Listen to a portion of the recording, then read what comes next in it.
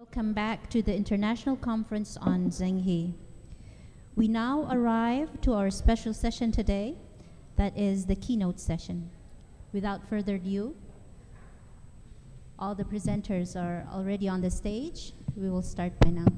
Inshallah. Bismillah.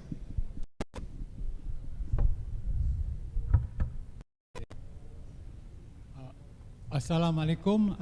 Welcome to our first session of the day. We have about 1.5 hours for the session, and speaker will be allotted, say, around 20 minutes. Then we'll open up for discussion. Our first speaker today is Dr.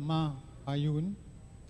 He's an associate professor of Frostburg State University, Department of History.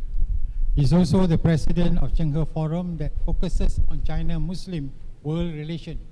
His scholarly work examines the history of Islam in China, as well as China's relation with the Islamic world. His article, reviews, and opinion have appeared in various academic journals. He's often sought by news outlets for commentaries on China, Asia, or the Middle East topics, and the Islamic world, and has been quoted or interviewed by the New York Times, the Washington Post, News Nation, PTV, PTS, Zhenghe News, Assoc News, Al-Qahira News, BBC, The Nation, Deutsche Welle, Associated Press, and others. So now, and the second speaker is Professor Emeritus Dato Osman Bakar. I think he needs no much introduction, being the co-convener of this conference. Professor Osman Bakar is currently holder of a Ghazali Chair of Epistemology and Civilizational Study and Renewal at ISTAC, an Emeritus Professor in Philosophy of Science at the University of Malaya. He was formerly Malaysia Chair of Islam in Southeast Asia at Georgetown University, Washington, D.C. Dr. Osman is author and editor of 42 books, congratulations, and numerous articles on various aspects of Islamic thought and civilization. His most well-known book is Classification of Knowledge in Islam, 1992. His latest work is Environmental Wisdom for Planet Earth, the Islamic Heritage 2022. He has been named among the 500 most influential Muslims in the world since 2009. Thank you. So now I call upon the first speaker, Dato Haiyun, who will speak on Gede Chinese, Patron, and Javanese Sufi. The floor is yours, Professor.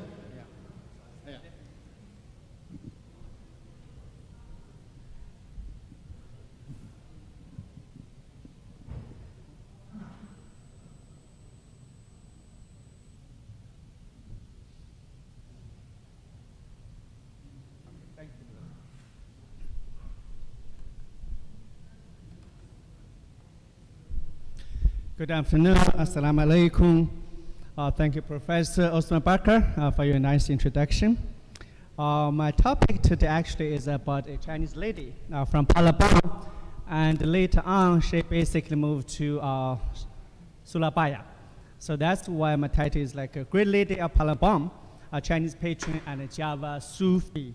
And actually I should put Sufis because this is not the single one she just patronate or what, aided or helped. Before we talk about Chinese lady and Javanese Sufi, I need to talk a little bit about historiography of Chinese Muslims or Islam. As we know today, when you talk about Islam, Muslim almost everywhere, you always talk about Middle East, you talk about Arabs, you talk about Persians, and of course in Central Asia, you talk about Turks. So the case here is true of Chinese situation. First, the traditional dynastic Chinese historiography. When you talk about Islam and Muslim, first we always talk about Turks. We always talk about barbarians. We always talk about people from northwest, from Mongolia, Manchuria, Central Asia. Why? Simply because when you look at from 7th century or even before 7th century, I would say we can go back as early as 3rd century BCE. The Chinese interacted with so-called northern barbarians. But I will not go that far before, advent of Islam. So if you look at here from 10th century, some Chinese dynastic histories, especially from 10th century written by Song dynasty, they combined all these previous documents to look at the peoples they interacted. And of course, they call a people as a Haiyun. I think everybody probably familiar with these people. And even country today, we say Hungary, right, in Europe. So that's what you can imagine. From 10th century Chinese always talk about a people called Haiyun. They were supposed to be ancestors of Huihe. Very interesting. If you look at this term Huihe, later on I will talk about the evolution of this terminology from the Song dynasty all the way to Mongol period, even to 17th century, 18th century. So basically, our knowledge about the ancestors of Muslims in Chinese dynastic historiography is they were simply Haiyun, which can be connected later on with Turks. Then, of course, you can imagine all the way to 13th centuries, these so-called Huihe, they were descendants of Haiyun, finally began to be called as Huihui. Now we began to say Huihui referred to Muslims. And also interesting enough, this terminology from the Mongol period all the way to 18th century, even I would say 19th century, refer to Muslim.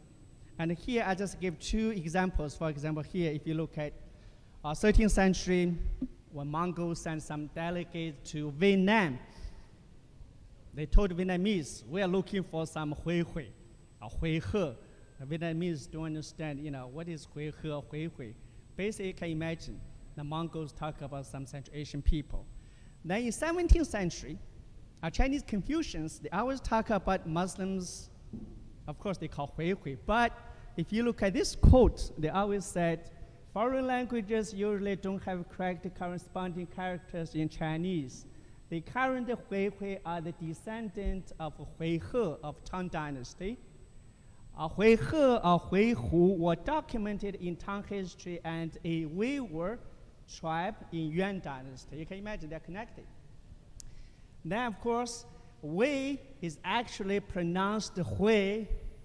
That's a problem today when people talk about Muslim in China. They say, are you Uyghur or Hui? When you say I'm Hui, they say Wei, Hui, and Uyghur, Hui, basically, because of pronunciation here. And the name Huihui is a translation of Huihu. Very close, right? Since the time the Huihe were weak and surrendered to the Tang, since then they scattered in China proper, but did not change their custom, which means they practice Islam. This is the dynastic Chinese historiography of Muslim. And also, even in 18th century, when we look at Confucian intellectuals, I just cited one example here, a guy called Wei Shu, basically from Shandong province, a very famous Shouguang County. She commented on a very famous text, the deportation of barbarians. Because this text talks about barbarians in the Jin dynasty. If you look at here, from 3rd century to 5th century, some northern barbarians entered China, disturbed China, polluted China. This is well remembered by Chinese Confucians in 18th century. So that's what you can imagine. They even connected the Muslim in 18th century to pre-Islamic era, to northern barbarians. So that's why you can imagine when you talk about Islam, Muslim, the first historiography always from Central Asia. From Turks, from Huyns, from all these Uyghurs, from Huihe or Huihu.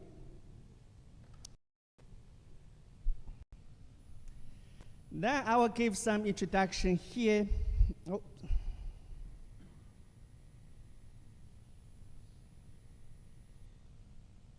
Yeah.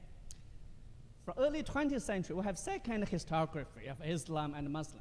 And this time, we began to tie to Middle East. Began to tie with Arabs or Persians. For example, if you look at early 20th century, a lot of scholars from China, especially remember from 1912, when you have a Republic of China, you really have powerful Chinese nationalism. And the Chinese intellectuals, including Muslims, they try to find some foreign connections. That's the reason if you look at the so-called rediscovery of Islamic legacy in coastal China, Fujian, Quanzhou, they find all these, tomb graves, tombstones, inscriptions. They said this is the Arabic calligraphy. Muslims are nothing to do with Central Asian barbarians. We actually come from Middle East, Arabs. So that's why in the whole Republican period, especially in the 1930s, especially after independence of all these Arab countries, especially Egypt and also Saudi Arabia, you will see some scholars, including Chen Yuan, very famous Christian scholar, and also you have very famous Muslim scholar Majid and other scholars. I just summarize the argument. They basically trying to find some terminology related to Arabs in Tang Dynasty, Sung Dynasty, and of course they find Da Shi, a very interesting term. They said Da Shi is translation of Tajik. Da Shi is corrupted term of Iranian or Persian referred to Arabs. So that's why here Chen Yuan he began to look at text in the Tang Dynasty. A Chinese was captured in Central Asia during the last war. Arabs captured him, brought to Baghdad. Then he returned to China, composed this text called Jingxinji. And in this text, of course, this guy talked about a little bit. They also talk a little bit about Islam, Muslim customers.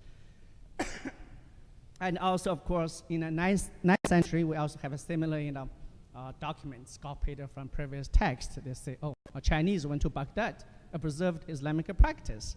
That's the reason you can imagine we have connection with Arabs all the way back to 7th century, 8th century. And the Majid even followed other scholars. They look at the Chinese text, try to find the Da Shi, because they believe Da Shi related to Arabs. And they argued, you have 76 times Da Shi appeared in Chinese official documents from 651 to 1207. Simply means you have regular diplomatic connection between China and Arabs. And even some scholars like Sun Shenwu, they said Arab culture spread to China as early as Prophet's time, 7th century. And Liu Fenwu, in another scholar, said commercial time between China and Arabs can go all the way to Sui Dynasty, pre-Islamic time. And finally, Chinese Muslim scholar Bai Shouyi, he argued communication between Muslim and the Chinese, or between Arabs and the Chinese, can be dated back to 3rd century. So you can imagine, we have the second historiography of Islam and Muslim. You see all these scholars, they studied at Azhar. And this is the mosque in Quanzhou. You have the pure and clean mosque in Guangzhou. You also have Prophet Mosque. That one is really interesting. The first one, actually, that's the Muslim graveyard in Quanzhou. I will talk about this terminology later on. So you can imagine we have two types of historiography here. But some questions began to raise here regarding the nature of Da Shi. I just provide several cases. For example, here, in the so-called New History of Tang, composed roughly in 10th century, the Chinese document, they began to talk about story in Java. They said the queen of Java here, you can imagine, they described, this is a really, powerful country. You really have disciplined people. Nobody can pick up anything you just put on the road. Then even Arab princess cannot invade Java. Da Shi, we're not really talking Arab, but they use the term Da Shi. And also in 13th century Chinese text here by Zhao Rugua, he also talked about in 10th century a tribute from Arab or Da Shi to Song China. They talk about tropical animals. Chinese ask them, hey guys, how you catch all these rhinos, elephant. Now people begin to ask, how can Arabs raise all these tropical animals, right? Then, of course, finally, also in 13th century, we have Chinese scholar here, Zhou Qufei. He basically told us, Da Shi country, you have more than 1,000. And of course, we know at that time, you do not really have 1,000 country. possibly exaggerated, but also indicate you may have so-called a dashed country beyond the Middle East.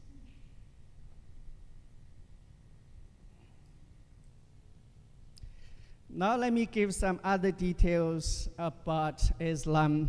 I'm a historiographer of Islam towards a Southeast Asia.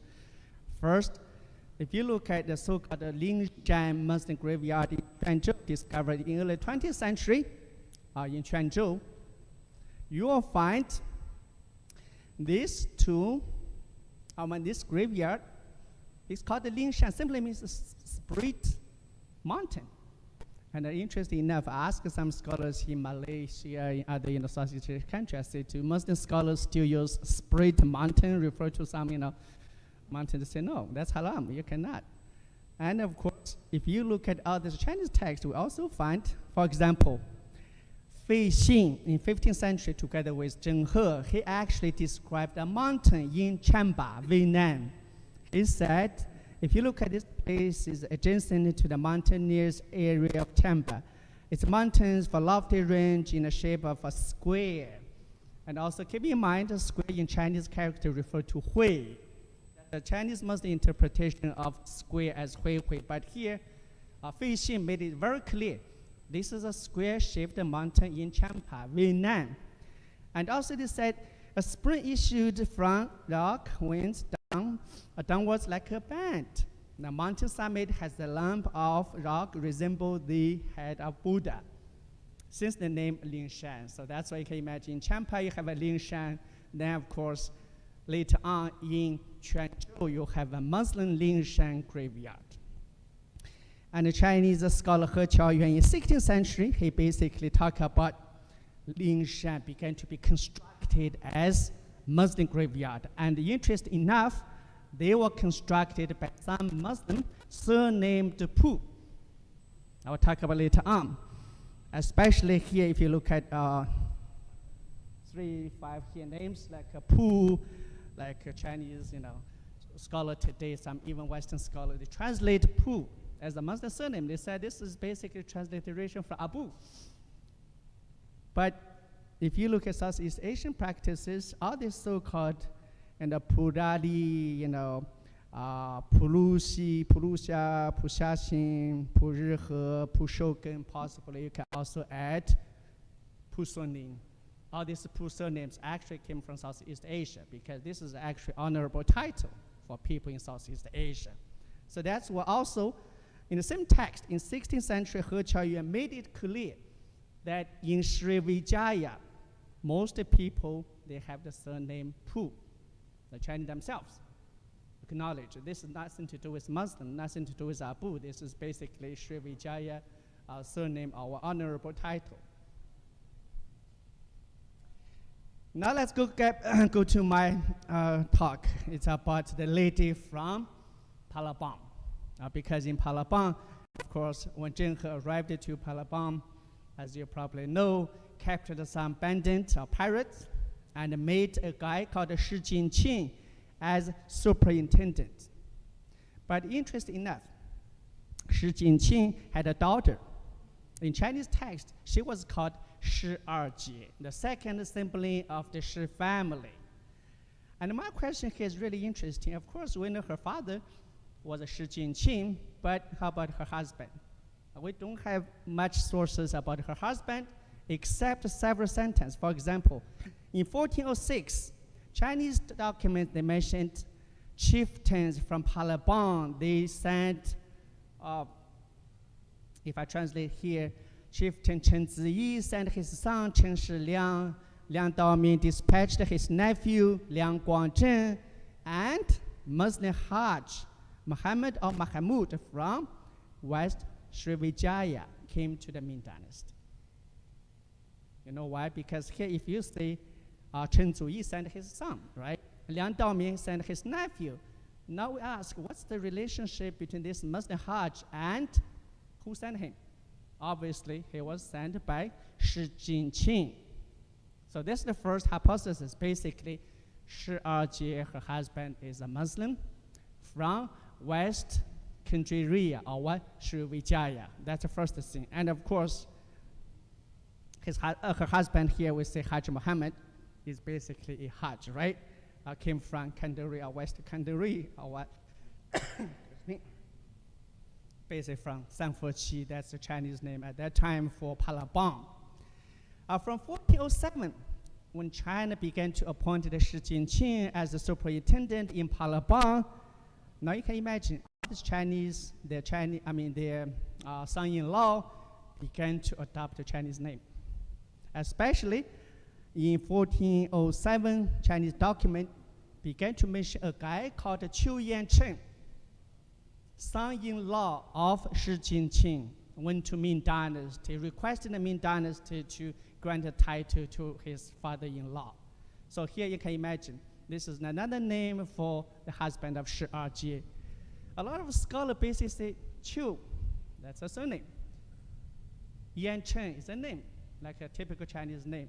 But here the problem is the Chinese never have this Qiu as a surname. You say this is different. This Qiu. Because when you have a Chinese surname Qiu, you have to have something else on the right side. And Yan Chen simply means honest. And here we also find in later Javanese practices, Islamic tradition, you have a Q or key referred to Islamic scholar or professionals. And here too obviously refer to Buddhist term, which of course if you study Buddhism, that should be very familiar. It's like BQ, short for BQ, that's a Q.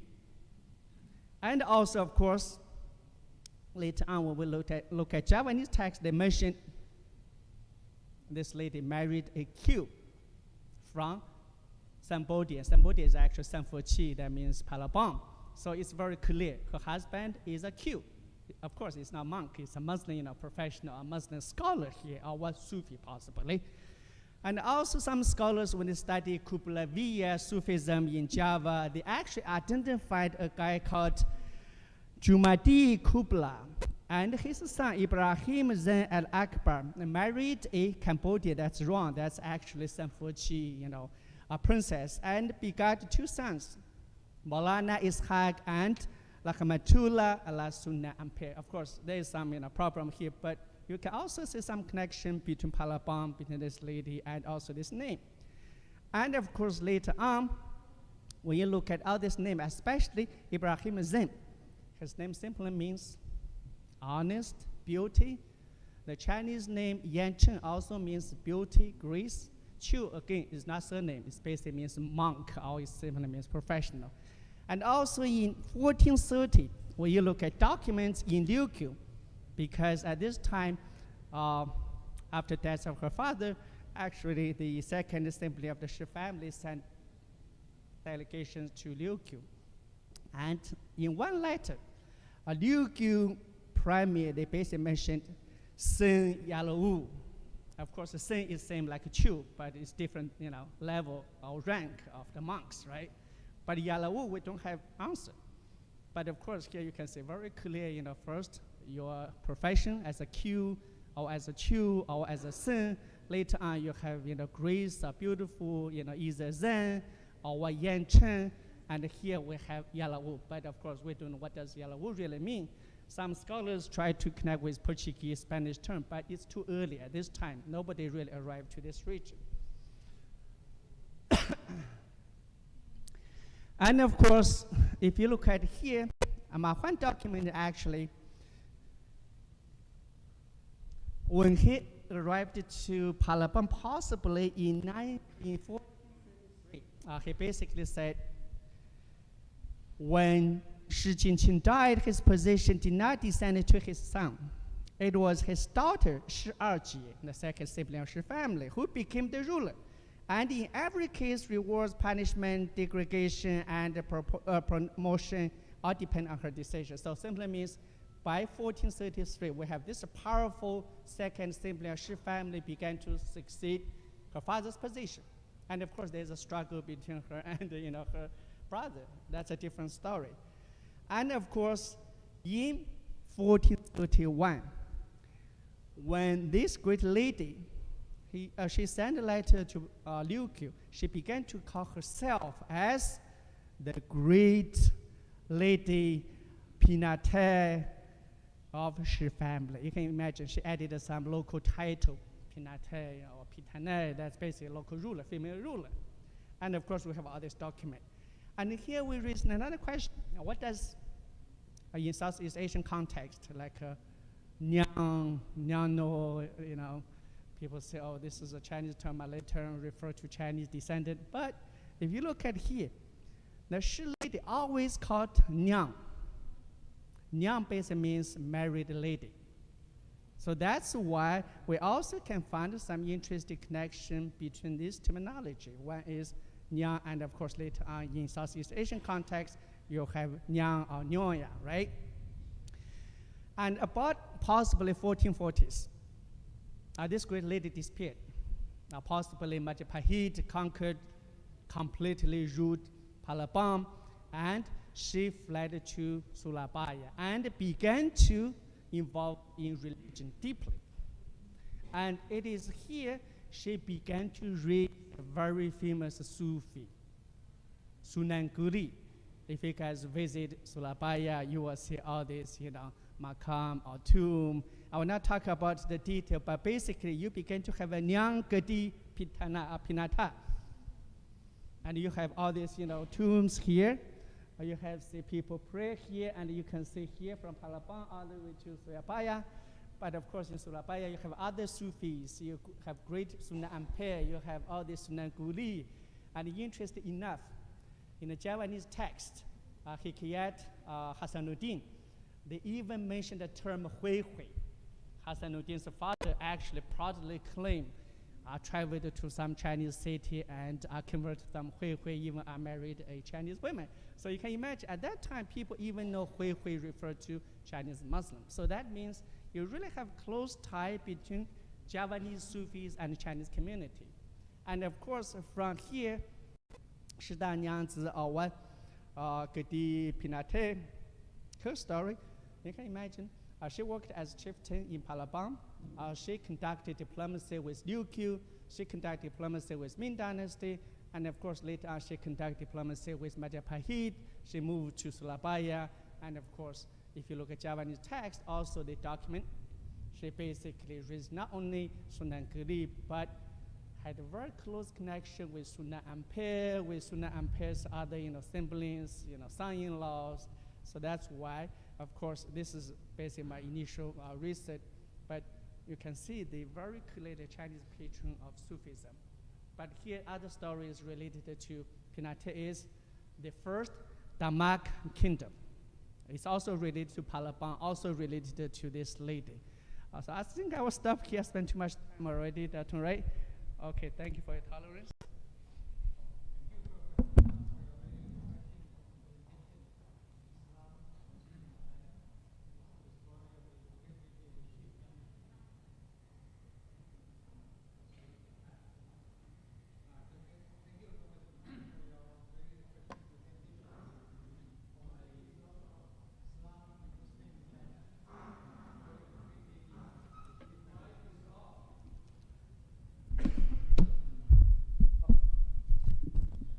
Hello, yeah.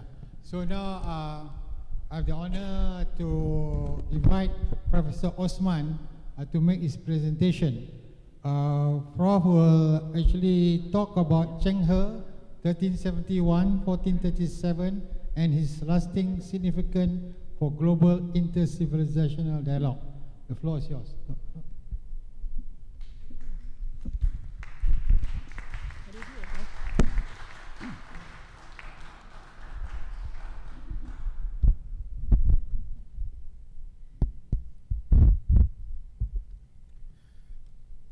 Let me test first. Can you hear? Not too bad. Okay. All right, welcome back. And 20 minutes, sorry. Please, remind me a few minutes before the time. The title of my presentation, Zhenghe or Zhenghe of the Malaysia history textbook called Zhenghe, his lasting significance for global intercultural dialogue. So the topic basically wants me or requires me to talk about the relevance of Zhenghe for our times, because we know that he was significant during his time. So let me explain basically this meaning of the phrase lasting significance. What I mean is that he was important, he was impactful,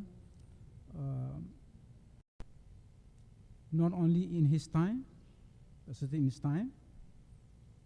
The fact that he was seen as someone who is an important figure, even let's say by the indigenous people in the Southeast Asia, or in what used to be called the Malay archipelago, which covers the present-day Malaysia, Singapore, Indonesia, the Philippines, the Brunei, Darussalam, and the coast, the littoral communities in the Indochina.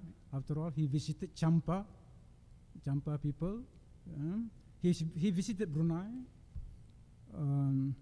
I know, but haven't got the chance. Now that Brunei, actually the Sultan's palace has manuscripts about Zhenghe, but we don't have any real scholar of Zhenghe in Brunei. Now these manuscripts stored in the palace are now stored in the new museum. The new museum just opened a month ago in Brunei. So please visit because there could be a treasury of things inside the new museum. But of course, in the peninsular Malaya. So we know that in history. So we'll talk about the significance now, basically shaped, dictated by the new developments surrounding China's, in a sense, new openness, globalization, the global outlook. I just want to say much of what I'm going to say in these 20 minutes. Basically extracts from my autobiography, intellectual autobiography, basically. First of all, I want to talk about the significance of Zhenghe for his time and the subsequent period after he died. What happened in terms of influence. Basically, then came the interruption by the European powers at the beginning of the at the beginning of the 16th century, beginning with, say, for our region here, beginning with first the Portuguese and then the Spaniards and so on. Yeah. So sometimes we can appreciate better the significance, the importance of historical figure if we can situate him in history, the right historical context, all right? His connection, basically, his connection with the rest of the world outside China. Yeah? So I just want to refer to this because I want to not to relate, to connect Zhenghe to what I call the wave of globalization. in the year 2002, I was at that time at the Prince Al Walid Center of Muslim Christian Understanding in Washington, D.C., Georgetown. So as the chair, the holder of that chair, I presented an inaugural lecture, public lecture in Washington, which I titled Islam and the Three Waves of Globalization. Islam and the Three Waves of Globalization. I did not publish that presentation until quite some time, but precisely because I understand the word globalization not from the perspective of an economist. Economists use the word globalization to mean different things altogether, related to trade. Yeah?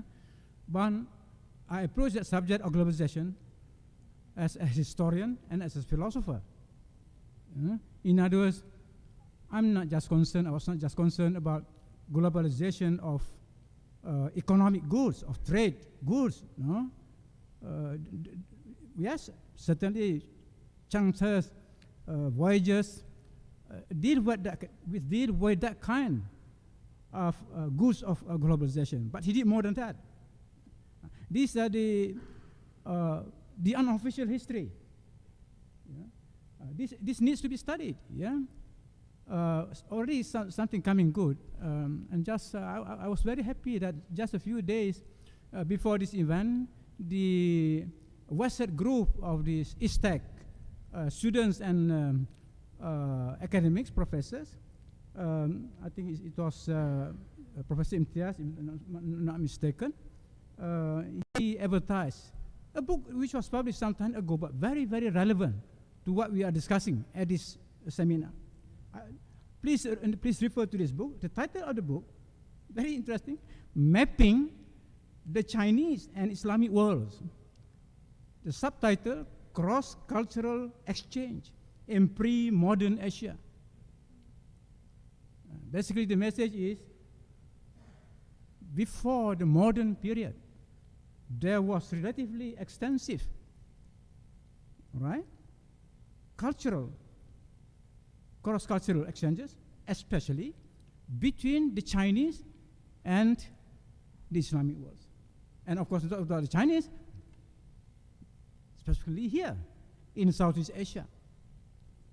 The travels and the kind of cross-cultural exchanges between China during the time of Zhenghe and the Malay world, the Malay-speaking world.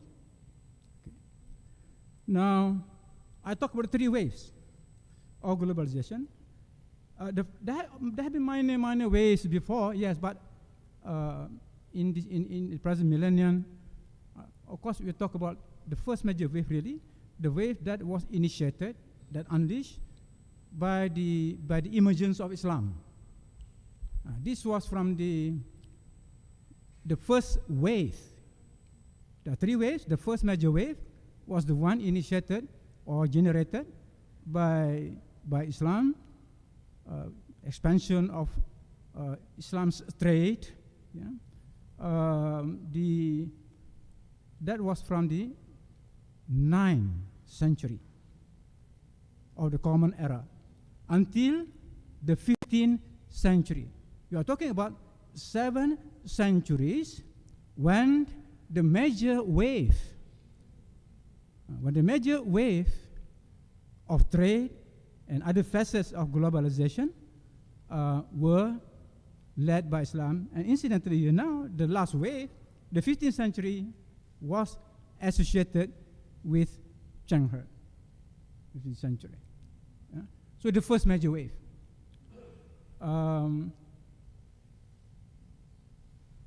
You know, how do we know? Yeah, how do we know? And as emphasized by the author of the book I mentioned, Haiyun Park from the University of New York, right? We knew, in other words, today's historians are able to say much about this based on sources historical sources pertaining to the subject of geography. In other words, of all the branches of knowledge that can tell us a lot about the previous ways of civilization is geography. And this scholar, Haiyun, refers to the name Dato Majid. His name is Ibn Majid. Ibn Majid, I mean, whose knowledge of geography, of different parts of the world, known part of the world, is amazing, which influenced Chinese geography. Geography. Without knowledge of geography, what can we do? So, right? So in other words, the link between geography and trade and globalization was very important. The second wave, of course, is the European wave. The European wave, starting from the beginning of 16th century, that's when Portugal came to Malacca, invaded Malacca, until the end of the Second World War. Until the end of the Second World War. So that was the European wave. But it was not a monolithic, it's not a unified European wave. Basically, it was mini waves. The British, the Portuguese wave, the Spanish wave, the Dutch wave, the British wave, and then the French wave, at odds with each other, fighting against each other. But that was not the case in the, yes, I mean, I cannot deny, we cannot deny, that in terms of politics, there are a lot of political conflicts within the Islamic civilization, the Islamic empire, a lot of political intrigues going on. But the larger picture, which is more important, larger picture in terms of the a more unified worldview. The more unified worldview, of the different dynasties in the history of Islam. So knowledge of history of Islamic thought and civilization from the 9th until the 15th centuries would be very useful for us to appreciate Zhenghe, because Zhenghe belongs to the beginning, the first 3 decades, because I mean, by the turn of the 15th century, because before that, yeah, he was a young man at the age of 30, when the new century came. But the point is, it's very interesting, as has been observed by some historians. Although after the death of basically the intensity of that contact between the Islamic world and China did not stop, did not end with Zhenghe, continued, but be less intense, and it's something that we need for us to study further about that. But the point is, that's the second major wave of globalization in the history of the world. The third one, of course, the American wave, the American-dominated wave. And people, of course, people are talking right now, is that wave going, is it ebbing? That is ebbing, what? I mean, less strong and a weaker wave? Well, we'll see. We'll see. But the point is, this, of course, I studied these waves from the perspective of Islam. Yeah? In what way Islam contributed, in what reacted. Yeah? These three major ways also. So this is the first one that I wanted to relate Zhenghe with the 3 ways of globalization, by studying this from this perspective, maybe we can know more about Zhenghe. But certainly, as we know, his voyages, some people even claim that, I mean, of course, he reached before Columbus, the Americas. So that makes him perhaps one of perhaps the greatest admiral in human history. Of course, for the traditional Muslim, Zhenghe was a Muslim. Scholars may quarrel, may distribute about that today, but the point is, the majority, that certainly in this part of the world, for example, the majority of Malaysian history consider Zhenghe as a Muslim, but belonging to China. But that's not the important point. The important point is that there are many things that we can say, that we can talk about, about that his voyages, the vessels that he commanded, and of course the crew. The crew, I mean, to such importance of the time when compared now, right? Which I come to later. Okay. Now, in terms of the other thing, global intercultural dialogue. Basically, what I mean is that, and now I can relate this one to my extract from my intellectual autobiography. In Samuel Huntington, in a sense, his thesis, Clash of Civilization. Samuel Huntington was a political scientist or political philosopher, but somehow interested in civilizational issues, particularly in the existence of several civilizations. But of course, the controversy is that he presented his theory, Clash of Civilizations, that book, and before that book was a paper that he published, in the foreign, the Foreign Affairs journal, a few years before the publication of the book, and personally, that motivated me to study what was really going on in this history of civilization, encounter of civilization. Was that really a clash in the sense that Huntington defines it, or what? That was the thing, and because of that, I helped to organize in 1995 a major conference on Islam and globalism and Confucianism. The main motive, actually, at that time, when I organized that in 1995, the conference was attended by 1,000 people from all over the world at the University of Malaya. It was officiated by the present Prime Minister, Dr. Anwar Ibrahim. Right? Yes, that is. In other words, what was my motive was this: to show that is not true. The theory of class of civilization is not based on historical facts.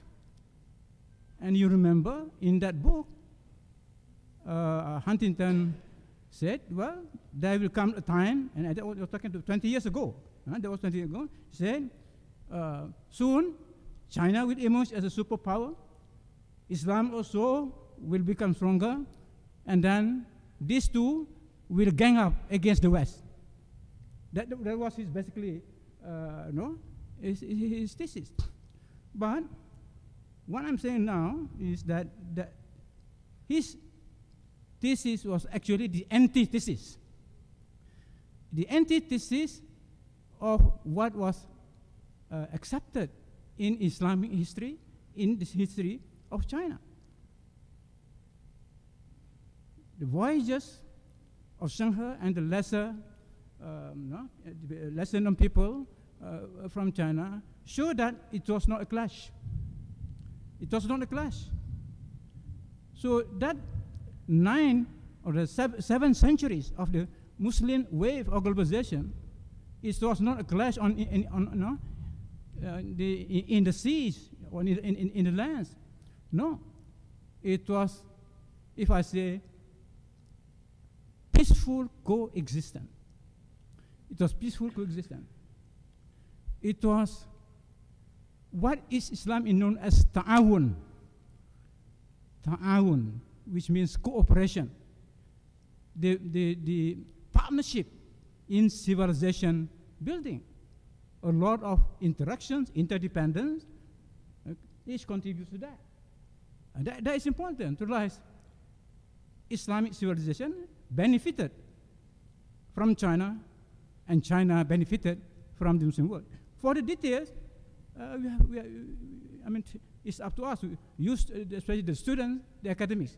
We have to fill in the spaces, the blanks, as I say. Okay? I'm talking now about the global intercultural dialogue. Yes, basically it was exchange of ideas, interaction of ideas. In today's Azerbaijan, in the city of Malaya, this morning the ambassador of Azerbaijan was here. Yeah? That was during the Mongol period. So what do people imagine when I mention Mongol period? What is in your mind when I mention the Mongol period? It's very interesting. Huh? What is in your mind now? Okay. So you have all kinds of images of the Mongols in your mind. But let the historians provide this with the right picture, with the right image. But I mentioned just now.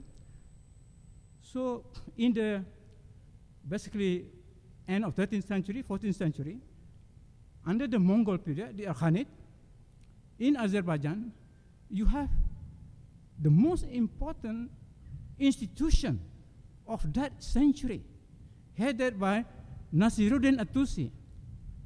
He was director of a research institute. His deputy was Kutubuddin Shirazi, whom I studied for my PhD, Shirazi. All right? Shirazi. And there was a really modern research institution.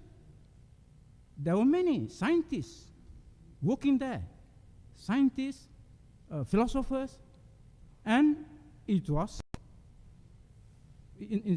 pluralistic in the sense that the members of the institute, Muslims, Christians, Jews, and not to mention Chinese scientists from China working in that, all right?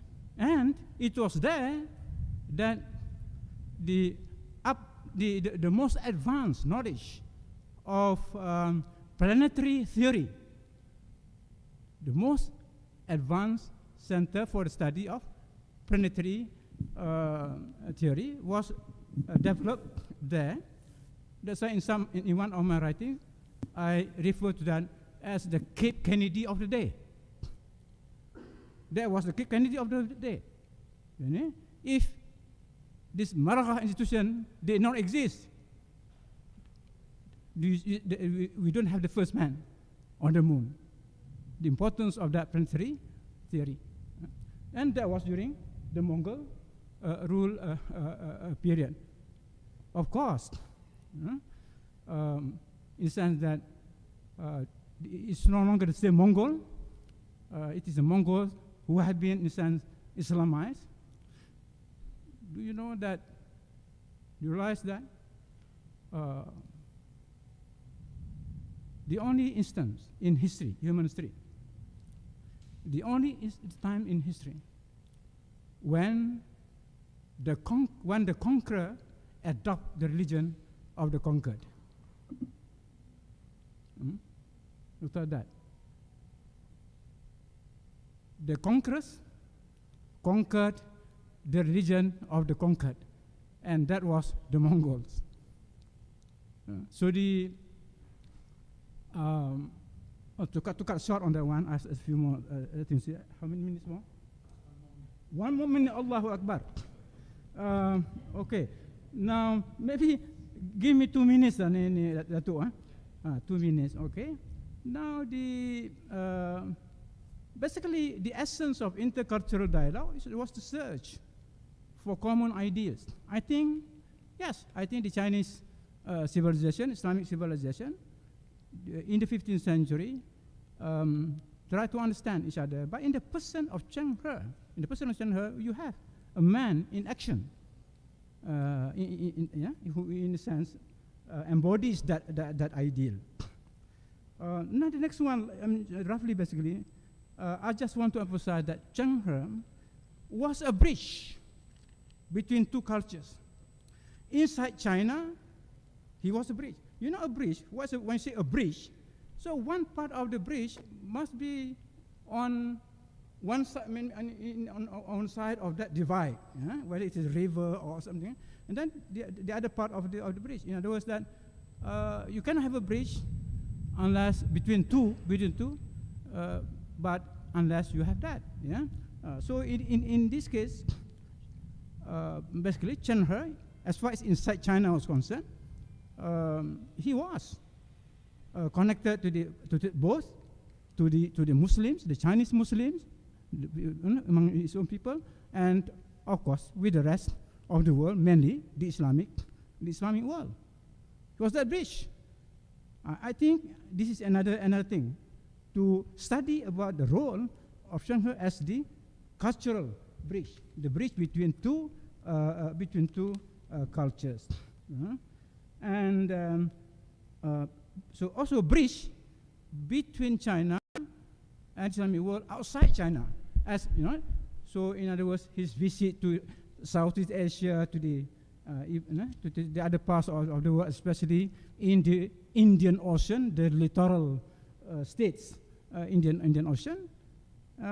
He played that role. Okay, and again to emphasize that trade was the main motivating factor for globalization for both Islam and China. It was not it was not for military expansion ambition, but trade. Trade was the main consideration. Finally, I just want to talk about here, and talking about the significance of Zhenghe for our time, for our present time. I think based on a better knowledge of history will help us to have a more meaningful relationship between China and Southeast Asia. It's always the case sometimes, it's the case that we have encountered problems today. We revisit some of the old achievements in the past that can inspire us to resolve our, and therefore I'm saying that it is good for us to revisit Zhenghe, of course with new interpretation, but it is important thing, and of course the revival of Islam-Confucianism dialogue. My own prediction is that there will be a revival of the Islam and Confucianism dialogue, which implies a number of things. I think Islam, Confucianism, again, can discuss, can have a dialogue on the future world order. Because today we are witnessing a world disorder, not world order. We have world disorder. We need a new world order, and I think Islam, especially Islam in this part of the world, in Southeast Asia, can play and can have dialogue with Confucianism, and this is an important thing. I just one more. I forgot to mention this. The kind of the difference, to contrast between the issue of how the West, especially America, for example, encountered this issue of diversity, of plurality. If we look at the kind of people who were in the among the 20,000 over people in the vessels commanded by Zhenghe, they mentioned about among those in that naval fleet, as crew, as officers, were imams, were the, what do you call this, the chaplain, the Navy chaplain. Those who followed the case of the, finally when American armed forces agreed to accept Muslim ministers, Muslim chaplain. I mean, it was after, there's a hell of a fight. It was after hell of a fight. But in this case, I don't know, as far as we know, Chang commanded a fleet in which there were Muslim imams, chaplains, the Bilal and the Imam. We don't know how many of them, so maybe my good friend Dr. Omar Min, who will present tomorrow, inshallah, because he knows Mahwan very well. Mahwan is the lieutenant of Zhenghe. Mahwan was a Muslim who, so inshallah. So thank you very much.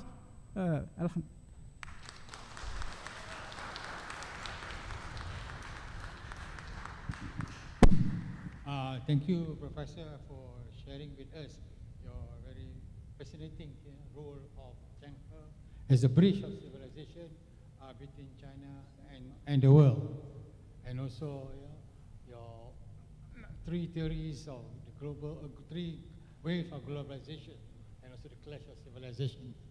Now I'll invite Dr. Peter Chang as our respondent. Just a brief introduction, Dr. Peter. Dr. Peter is trained in the field of comparative philosophy and religion. His current research looks at how a regenerated Confucianism could shape the evolving character of the Chinese milieu and in turn impact the global community. Based at the Institute of China Study University of Malaya, Dr. Chang is also analyzing the opportunity and risks associated with the Belt and Road Initiative.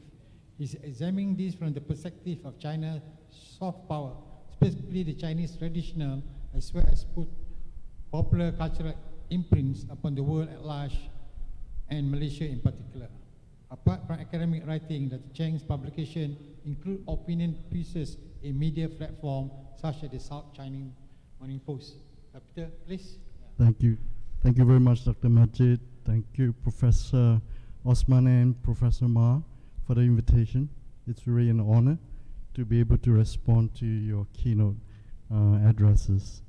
I've learned a great deal from both your presentation from Professor Ma, the unofficial history, as you said it.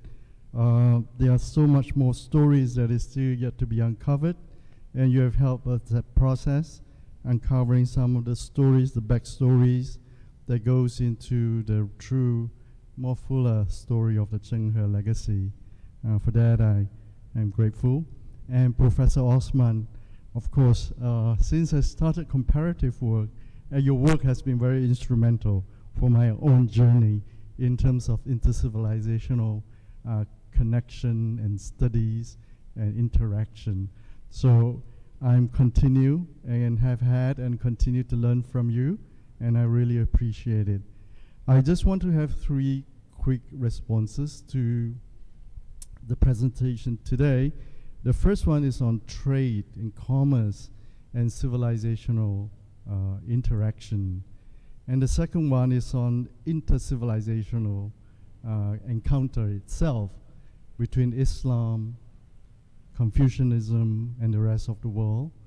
And then the third part, I almost feel that sense that this civilizational dialogue has an intra-civilizational dimension in it, in that we, as our own adherents of our respective faith, has to also question ourselves if we are ready or not for this inter-civilizational dialogue. By that I mean people of faith in our own respective tradition has to engage that struggle. That struggle is not just between inter-civilization, but it's also a struggle within each civilization. So that will be roughly the 3 main points that I would like to share with you by way of response to the 2 keynote addresses. The first is trade. You know, as already been alluded to, Professor Osman was saying that first and foremost, when we first met in Malacca or in Southeast Asia 500 or 600 or 700 years ago, we met because we wanted to trade. We wanted to do commerce. We were merchants first and foremost. It was economics that brought us together. It was the marketplace that set up the meeting place in which we could mingle. You know, economics was so crucial. It was this very basic subsistence issue that brings us together. You almost feel that whether the religion thing is a second thought or just an afterthought, but it was economics that brought us across. That was the main force that drove globalization. The continental Silk Road, the maritime spice route, it was this, the need to trade, that brought us across the oceans, across the continent, to meet with one another. And China today, in some ways, wants to frame itself as a rise of a economic superpower. It sells primarily as a country that could generate social economic uplift. It doesn't see itself as an ideological driven power that wants to shape the ideology of the world. It doesn't see itself, even though it sees itself, it prides itself as a civilization power, it doesn't see its civilization power itself is global or necessarily universal. But it does see its global mandate to the extent that it could contribute to global good is primarily social economics. So this is how it's driving right now China's rise as the return as a world power, primarily as a geoeconomic power. But common prosperity, as President Xi would very often would like to sort of extol, alone does not fully encapsulate what it means to be human. Humanity is more than just material well-being. Professor Osman would agree, which I've learned a great deal from. There is another dimension of us that is spiritual, that is civilizational, that is cultural. So therefore, even though when we do trade is the one that brings us together, we will continue, no doubt, eventually, also would like to understand each other's worldview, each other's values, each other's sort of spiritual longing. What does it mean to be human when we are from a very different part of the world? And this is a very organic sort of encounter that we had over the centuries.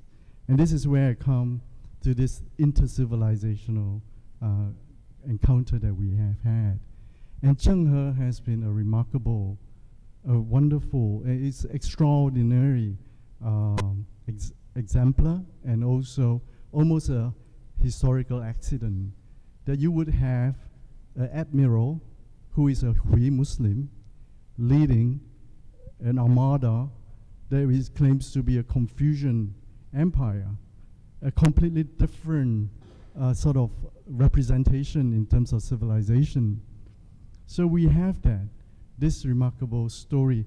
And it is so very remarkable in a sense also that it is so ahistorical, so anomaly. It's so different from the rest of China's history. Do you know, actually, Zhenghe was so exceptional. Never had China ventured out of its own land, mainland, so far away, with the exception of Zhenghe. Even when the land conquest happened, the Yuan dynasty spread into Central Asia to the eastern border of Europe, it was the Mongols that led the conquest. The Han civilization itself actually is very inward-looking. The Han civilization itself is actually quite introvert in the sense that they have got little, for better or for worse, interest in the outside world. For the better is that it doesn't go on to the kind of global conquests that we see with the Western European empire when they got the means to do so. For the worse is that China is kind of insulated. It's sort of somewhat detached from the rest of the world. To be sure, China's doors are open. lots of different civilizations come through. During the Tang Dynasty, we know friends and associates of the Prophet, Holy Prophet, went to China, shared the new religion with the people of the Middle Kingdom. The Jesuits come through, and we know very well Buddhism came to China. It enriched China. But one common feature of this is this, that it is the outsiders who brought this diversity to China. China itself did not really take a lot of effort to go out, to explore, and to really bring it back. China's diversity today that we have right now is mainly because it was brought in by others. China never really took an effort to go out, to understand. And this is where today is kind of different, you know. In the 21st century, we see China all over the world, across the globe, all over. But it's driven by economics right now, just like during Zhenghe's time, you see. But then China began to realize that, you know, it is very badly misunderstood. China realized that not many people understood what Confucianism is. What do they actually represent? What are the values? The West in particular is very perplexed by this rising power of which the worldview and the values that they represent is not really understood by them. So China is making a great effort to try to explain themselves to the world. We have the Confucius Institute being set up, you know, promoting their languages, conducting courses to make themselves understood to the world. But I think this is a great task. China needs to do that. China needs to explain itself to the world. If it feels that it has not been understood, others has tried to explain China to themselves, and the Chinese themselves feel that, well, it's a misrepresentation, then China got to get the record straight, and China themselves have to come out and explain what Chinese civilization is. That's one. But as a rising superpower and as a rising civilizational power, China has to take a second step, which is China needs to understand the world. If the world does not understand China, and same can be said, China's understanding of the outside world is also has been affected by its long history of insularity, of not taking an effort to engage with the outside world. China needs to do this two-pronged effort. One is to explain itself to the world, and also to take an extra effort to understand the world. So I think right now we are seeing, for example, Islam is a very good example, right? Islam is a global faith. It's a global religion. You have Islam being practiced in all sort of tongues and all continents, of all people, of all races. Islam has become global. The same cannot be said with Confucianism. Confucianism is very local. You almost have to be a Chinese to be a Confucius. Sometimes some people say, do I need to learn Chinese language in order to understand Confucianism? Why is Confucianism so inaccessible? Isn't there a need to make yourself better understood? So that's one, I think. Because I'm based at the Institute of China Studies, so I grapple with this kind of issue in terms of China's soft power. There is a kind of a degree of insularity and indifference, and sometimes even chauvinistic kind of reaction towards the outside world. And China needs to change that. It does want to become a truly benign and responsible stakeholder in a new world order, that it could really have to take two-pronged steps. Now, I would just want to come on to the one more point before I finish, is this intra-civilizational. we have to, even as we engage the other world, this is a tension. We call it. It's very reflected in Professor Osman's work. We call it a creative tension. The need to both to conserve our values, and yet at the same time to want to grow and expand, to face the future. You know, we cannot completely give up all that where we come from, who we are, and yet we cannot stay stagnant, letting time flies and retreat into our own comfort, and not giving due regard to the changes that is happening right now. So there is this very difficult tension that exists within each of our own lives and also our civilization and our tradition. How do we cope? How do we preserve our core values to retain who we are as a Confucian, as a Muslim, or as a Christian, and yet being part of the 21st century without sacrificing our identity? And this is, we have to recognize that this is a common struggle that we all have. Confucians right now in China are debating what, who, how should we define who belongs to the Confucian tradition. Very much in the same way as other faith tradition as well. In America, they're going through this Christian struggle, cultural war, who is the right, who is a true or pure Christian and who is not. And likewise, I believe in the Islamic tradition there is that struggle as well. So let me just close by saying that there is so much that is happening. Zhenghe embodies all that is possible for us, but it also shows the challenges that lies ahead. And the challenges, the potentials are enormous with artificial intelligence and all those things that is ahead of us. But then there are challenges as well. We got to make sure that we are anchored in our roots, but our roots must not impede our progress. And to me, that is the struggle that we will continue to bear in each generation. And I just want to say that I've learned this a great deal from Professor Osman's writing. Thank you very much.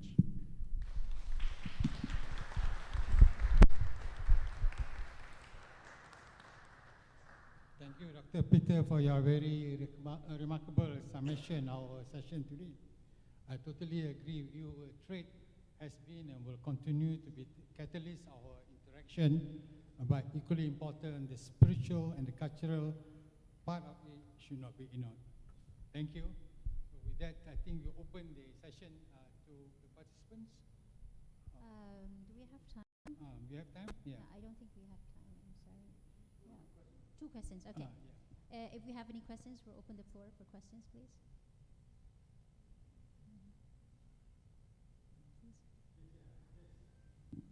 Identify yourself so that, yeah, please. Hi. Hello.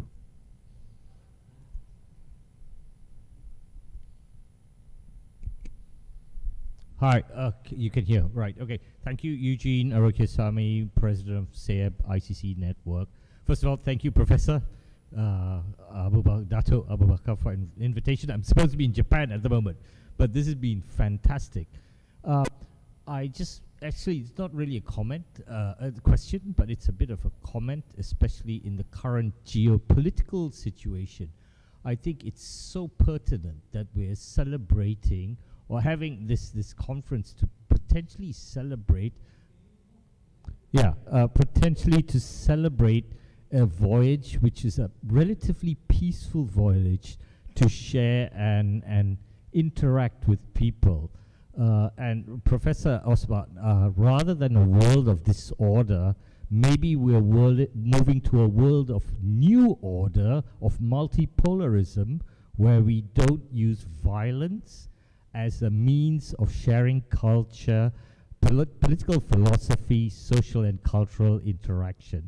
So I think if, just a statement, if we could share this message and the findings of this conference more and more, as possible, especially, as the minister said, interconnectivity of people with the global control of media and information. If we can share this message more to our students and to other young people in other countries, it will be brilliant. So in future, bear in mind, maybe, Professor, we could have a young person's conference. No offense, all of you are very young too, to discuss something like this. Thank you. Sir, Thank can you. you introduce yourself? Sir, can you introduce yourself? Sorry, I thought I did. Eugene Arokyasamy, President, SEAB ICC Network. Thank you. Professor, you want to? Well, I just thank you, Jean. I share that sentiment. Certainly, we don't want what we are talking about just in this hall. Then when we, at the end of the day, and then at the event, that's just like that. Yeah, I think we need to share. Need to be broadcast. Yeah, we share with our good ideas, the same for the whole world, basically. Yeah, I know he's a kind of movement, this activist. This activist that is trying to bring out to go and global outreach. Basically, it's a global outreach to share the good, the common ideas, common goals, and of course, in this case, we are talking about Zhenghe. Yeah, I know little about Zhenghe. I want to learn more. Yeah, maybe you can learn more about him, and then we can talk also, convey this to other people.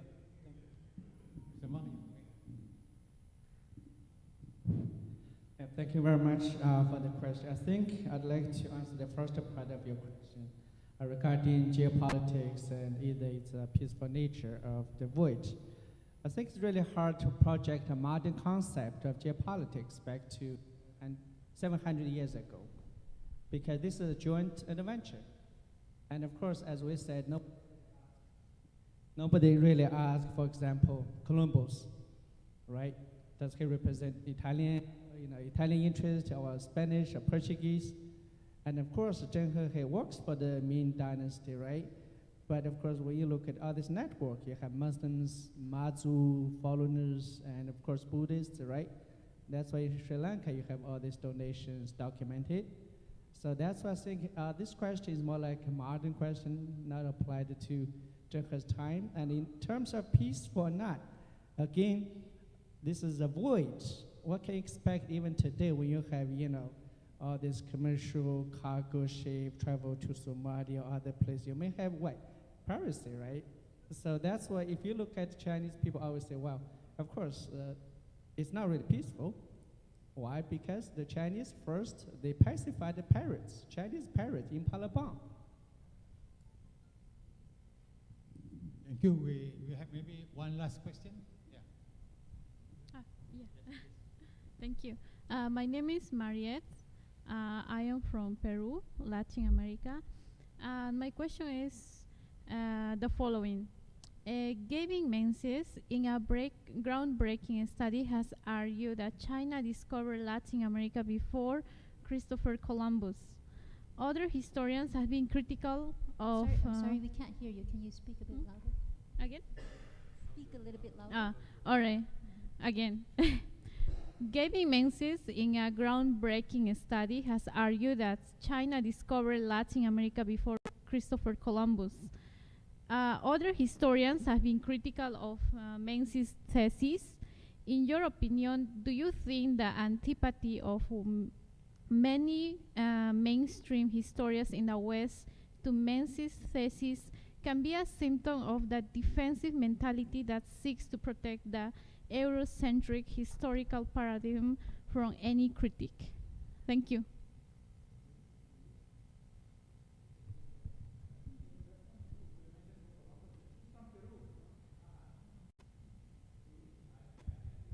Did you get the question?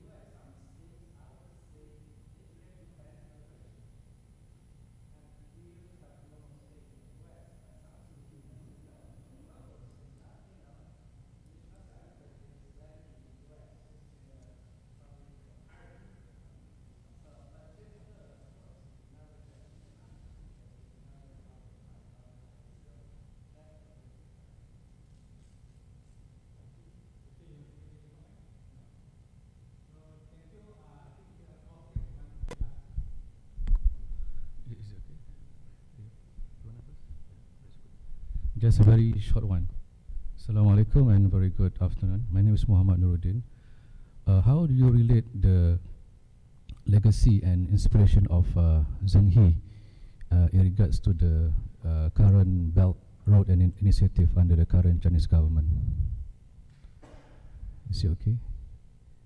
How do you relate the legacy of Zhenghe in regards to the current Belt and initiative under the current Chinese government?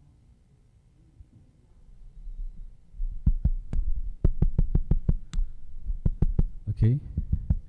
Okay. How do you relate the legacy and inspiration of Zhenghe in regards to the current Belt and Road initiative under the current Chinese government? Thank you.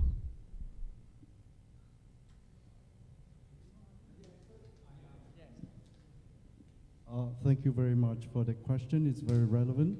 In 2015 or 2013, when President Xi Jinping launched the Belt and Road Initiative in Indonesia, he actually did mention that this is partly sort of inspired by the Zhenghe's voyages, you know. So it's basically China wanted to retrace the maritime spice route that they had in the 15th century, and now they are bringing it back on in the 21st century. So I would say that the Belt and Road Initiative is a marking of the legacy of the Zhenghe's voyages. Thank you. Okay, this will be the last question. Then the breakdown, okay? Please.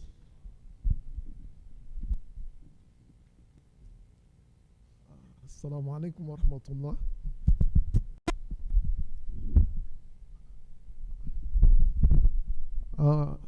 Thank you so much for the wonderful presentation. I heard very carefully. We've been concentrating so much on this region. I hope ISTAC, inshallah, you should not always look at Southeast. I think now you should also interest yourself looking at Southeast and its impact in Africa. I hope you should also look in that direction, inshallah. Mine, I've been listening carefully. We know there is Asian China. I don't want to go into that because that is way back. Then there is Imperial China. And probably within Imperial China, that's where we had the Zhenghe voyage. Obviously, currently we have the Republic China, and we are in the modern China. Now, my issue is with Zhenghe, wasn't that voyage an imperialist voyage in disguise? Thank you.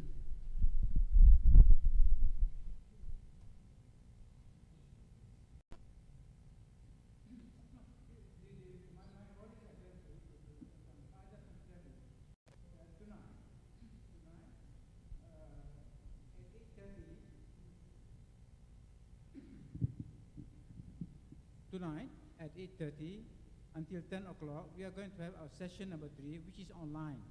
The reason is the two speakers, one is from the United Kingdom, the other one is from the United States. But Dr. Omar Ali from the United States, he's going to talk about basically the Zhenghe's exploration of the Indian Ocean, basically the littoral states. The littoral states of the Indian Ocean, which means Africa. So that's one. And tomorrow, also another person who is here, Dr. Mehmet Uzay from Turkey, who is now attached to ISTAC. He's also going to talk about the Indian Ocean, the presence of Zhenghe around the Indian Ocean, the littoral states in Africa. The others are.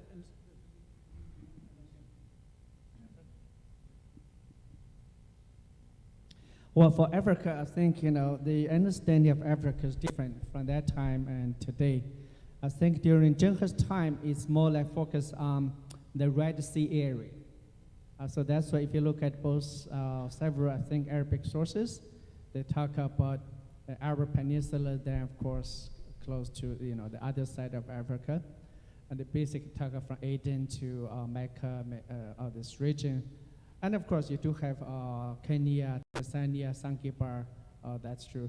But also I think when we talk about all this, Africa issue, for Zhenghe, if you look at all these voyages, they mentioned really many names.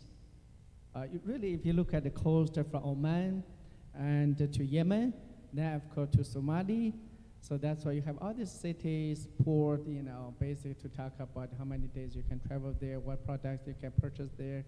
So Africa is not really, neglected. But I think the only difficulties we have today is we don't really have many African scholars. So that's what we hope, inshallah, in future we can bring more scholars from Africa, especially Somali, especially, today the Somali ambassador. Yeah, so Somali, Kenya, Tanzania, especially Zanzibar, island. So they probably can contribute more, because I know some like a joint project conducted by Peking University and Kenya or Tanzania. They conduct underwater archaeology, research. But for Zhenghe, of course, you do not really have much written documents because of Africa's situation. So that's the challenge.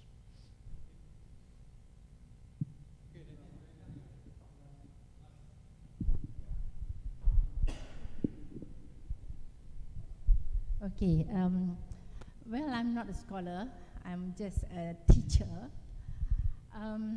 What I'm going to ask and what I'm going to say may not be diplomatically correct or politically correct.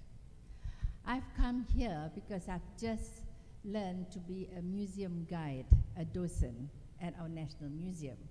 And we learn about the Malay archipelago, and we learn about Zhenghe, okay? Today I learned a lot more about Zhenghe.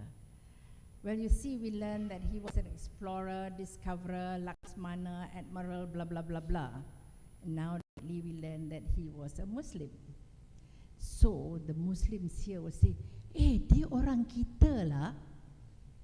So we are supposed to be closer to the Chinese Muslims.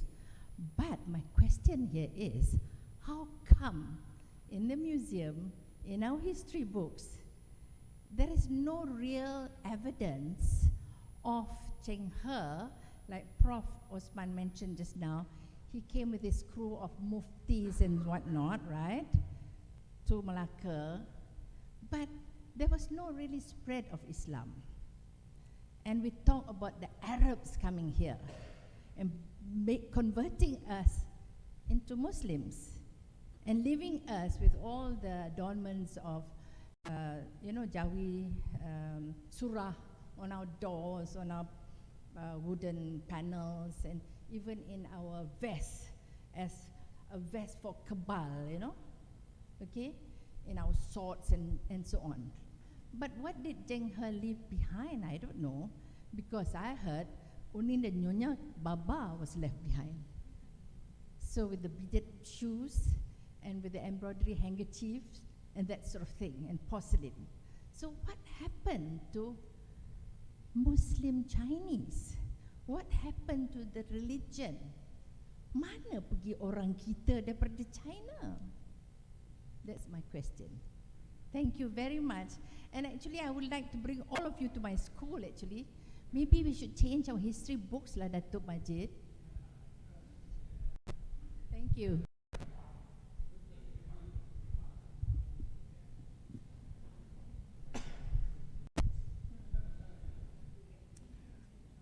Well, this is really a huge question regarding, because it's really hard to ask evidence for the belief of a person. Of course, in Islam, you say Shahada, right? And I remember John Paul used to make a joke. They said he had some friend in Africa, and he said, what's the belief of Islam? They say, La ilaha illallah Muhammad Rasulullah. Then they said, congratulations, you're a Muslim, right? So that's just an example to show. But actually, you do have evidence. Of course, the first one, we talk about his genealogy. His father was documented as Hajj, his grandfather documented as Hajj. And also we know he invited the imams from Xi'an Great Mosque, Hassan Imam, to be translated. And we know his associate, including Ma Huan, facing all Muslims. And if you read Java documents, especially if you read Malay Chronicle, as I said, Babat of Chilpan and Babat of Samarun, it's already translated into English. You will see all these Chinese Muslims documented Zhenghe's activity, mosque, and of course, if you look at Damak Sultanate, if you look at, I think it's the Samarun Great Mosque, totally Chinese style architecture. And actually, recently, I read a very interesting article by Alexander Wen. He actually talked about even the terminology about the prayer in Southeast Asia, especially in Malay world, which is Li Bai. A lot of scholars say, oh, you know, it's probably from Sri Lanka. They say, no, this is actually a Chinese Li Bai. Now, of course, it's, you know, translated as Li Bai something here. Now, it's influenced, you know, Indian, Sri Lanka. Now, re-imported in Malay. So that's one of the cases. And here we talk about Nyang, Nyang Nu or Nyang, that's referred to Baba, you know, Nyang. And also I mentioned here Q, Kai.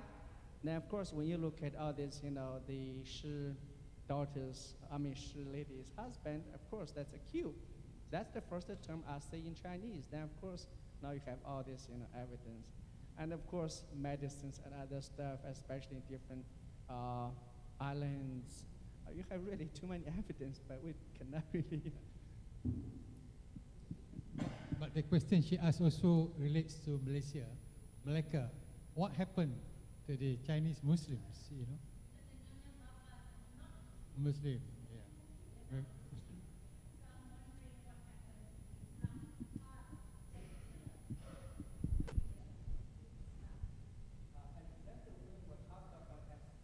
Sorry, I forgot this part because actually tonight, Alexander Wing from UK, he will talk about actually Spanish sources of Malacca, and the central idea I think is Zhenghe tried to cultivate a Muslim force at the Malacca court.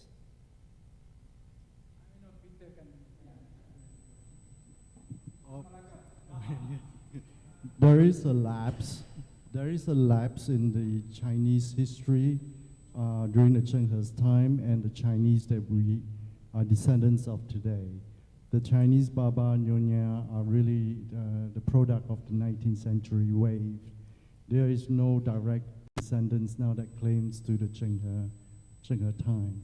So there is actually a gap, I think, historical gap right now in terms of the evidence that Professor Ma produced on the Java Muslim ladies and things like that.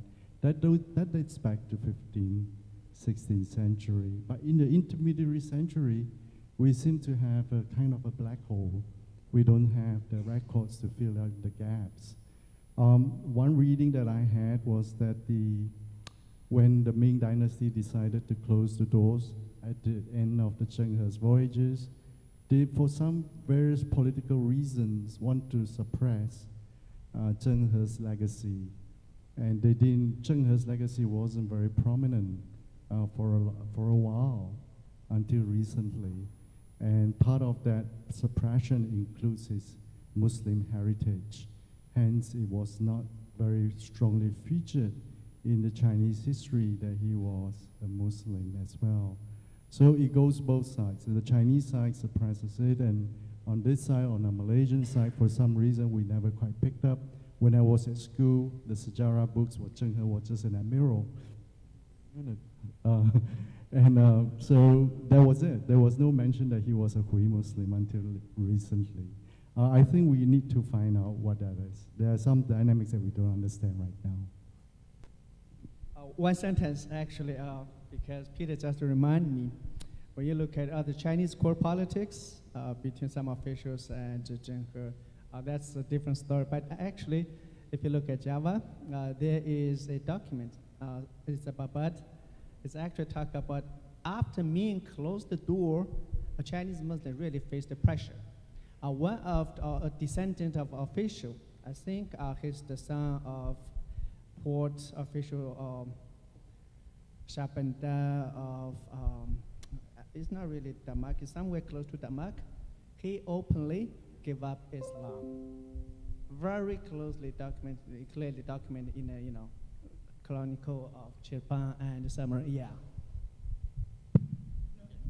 Just one piece of information from the question, Sister Felda.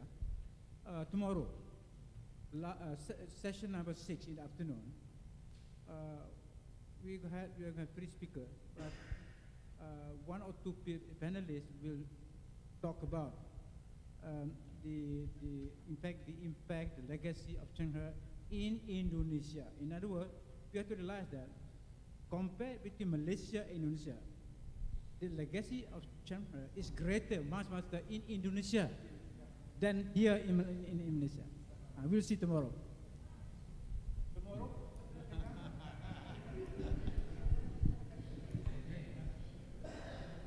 Thank you very much. I think it's time for us to close session.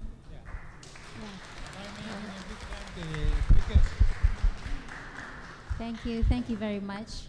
And now I request our Honorable Epistemology and Civilization Renewal Chairholder, Emeritus Professor Dr. Osman Bakar, to present tokens of appreciations to our key speakers and respondent for today.